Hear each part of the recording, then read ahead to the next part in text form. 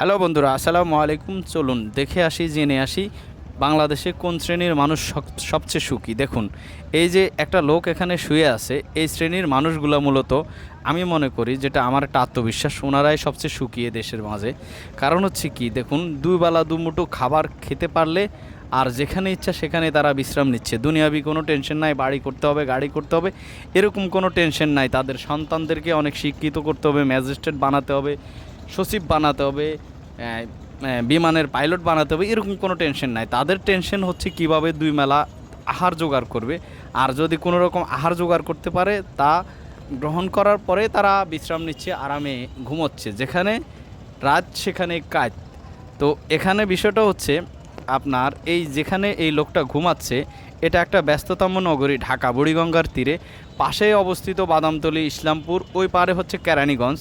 আর একটু এই লোকটার বাম পাশে হচ্ছে সদরঘাট টার্মিনাল অবস্থিত। তো সদরঘাট টার্মিনালে প্রচুর পরিমাণ লঞ্চের হর্ন বাজানো হয়, প্রচুর শব্দ। অনেক ব্যস্ত নগরীর কারণে এখানে এত পরিমাণ শব্দ যে শব্দের ভিতরে লোকটা দিব্যি ঘুমাচ্ছে। আপনারা একটু দেখুন, ওনার দিকে তাকায় আপনারা একটু অনুভব করার চেষ্টা করুন লোকটা কত সুখী। উনি ঘুমাচ্ছে আরামে, অথচ আমাদের ঘুম আসে না। এই যে দেখুন, আমি আরেকটা মানুষের সাথে আমার একটা সময় আলাপ হচ্ছে, এই জায়গাটা হচ্ছে ধানমন্ডি। আমার ওনার সাথেও আলাপ হয়েছে।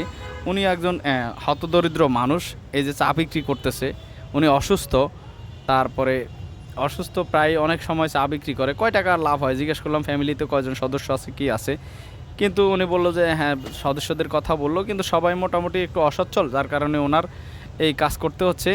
তারপরে ইনকাম তত বেশি হয় না। কিন্তু উনি আমার শেষে কথাটা বলল যে আমি সব কিছু মিলিয়ে আল্লাহর রহমতে ভালো আছি, আলহামদুলিল্লাহ। তো আমাদের কেন ঘুম আসে না, আমরা কেন অশান্তিতে আছি?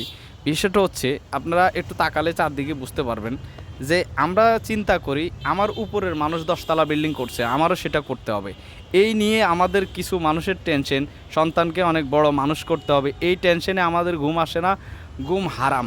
তো এত উচ্চবিলাসী আকাঙ্ক্ষা না রেখে আমরা আল্লাহর দুনিয়ায় যতটুকু সুস্থ আছি, সবল আছি, তাই নিয়ে আমরা শুকরিয়া আদায় করি। দেখবেন আমরা সুখী।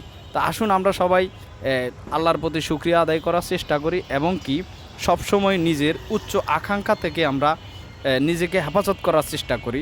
আমরা সবসময় তাকাবো আমার নিচের লোকটা কেমন আছে, আমরা আমার উপরে সামনের লোকের দিকে তাকাবো না। তাহলেই আমাদের দুঃখ কষ্ট কমে যাবে, আরামে ঘুম আসবে, শরীর থেকে রোগ ব্যাধি কমে যাবে, হৃদরোগের সংখ্যা কমে যাবে।